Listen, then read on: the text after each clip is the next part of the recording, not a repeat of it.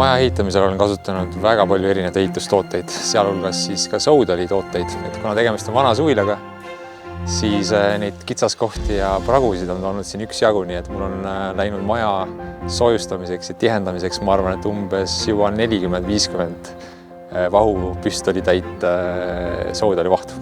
Just sellepärast, et ta on nii-öelda flexible ehk siis veidi painduv, mis sellise vana suvila renoveerimisel on ülihea variant. Siia alla panin vahtu umbes veerand tuubi.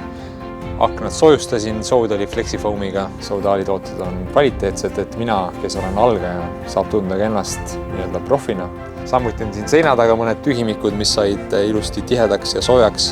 Teiseks, Soudal hoolib keskkonnast. Nende tootmine ja pakendid on võimalikult keskkonnasõbralikud. Ja nagu ma siin majaehituse käigus õppinud olen, et seal, kus lõpeb mõistus, algab Soudal, sest vana suvila ümbertegemisel see tõesti nii on.